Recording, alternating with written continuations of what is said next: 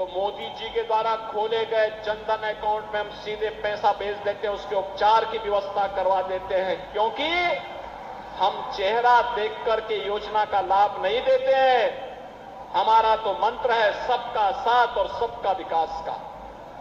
बहनों और भाइयों, जाति मत और मजहब के आधार पर नहीं, हमने तो जनता जनार्दन की सेवा को ही अपने जीवन का उद्देश्य माना है।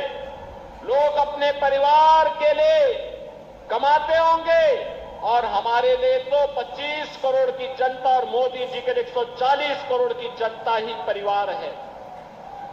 उसकी सुरक्षा, उसकी खुशहाली, यही हम लोगों का जीवन का ध्येय है और उसी के लिए कार्य करते हैं। इसी प्रकार से आपने देखा होगा 12 करोड़ किसानों को किसान सम्मान निधि का लाभ मिल रहा है। 12 करोड़ गरीब घरों में शौचालय बन गए हैं।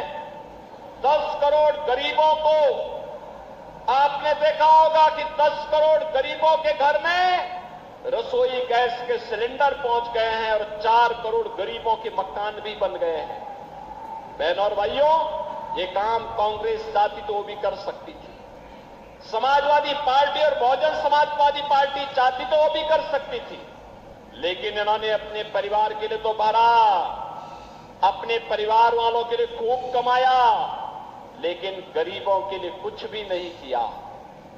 गरीबों के लिए कुछ भी नहीं किया और एक तरफ किया कुछ नहीं, वहीं आपने वर्तमान में कांग्रेस और सपा का जो गठबंधन है, इंडी गठबंधन, इनके घोषणा पत्र को देखा होगा। अपने घोषणा पत्र में क्या कहते हैं ये कहते हैं कि हम गरीबी हटाएंगे। कैसे हटाएंगे गरीबी? गरीबी हटाओ का नारा तो श्रीमती इंदिरा गांधी जी ने भी दिया था। श्रीमती इंदिरा गांधी ने कहा था 1970 में गरीबी हटाने का। बहनों और भाइयों, 54 वर्ष के बाद भी नाती भी वही तोता रटंत लगाए जा रहा, हम गरीबी हटाएंगे, एक झटके में हटाएंगे। जब उससे पूछा गया कि कैसे हटाएंगे, तो कहता है हम सभी लोगों की संपत्ति का सर्वे करवा देंगे और सर्वे कराने के बाद अगर किसी के पास 4 कमरे का मकान है ना, तो 4 कमरे के मकान में अगर उनके परिवार में 4 लोग हैं तो कहेंगे कि तुम्हारे लिए 2 कमरे पर्याप्त हैं, 2 कमरे हम दूसरे लोगों को जबरदस्ती कब्जे में ले लेंगे, उस पे कांग्रेस का अधिकार हो जाएगा। वे कह रहे हैं हम सर्वे कराएंगे।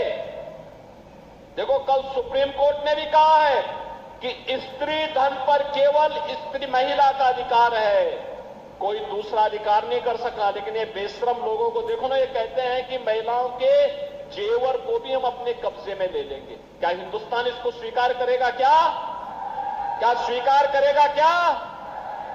लेकिन इनकी हालत देखो। और किसको बांटेंगे? ये आपकी संपत्ति को बांटने का काम किसको करेंगे? बांग्लादेशी घुसपैठियों को, रोहिंग्या लोगों को, जो विदेशी आए हैं घुसपैठिए, उनको बांट देंगे ये लोग।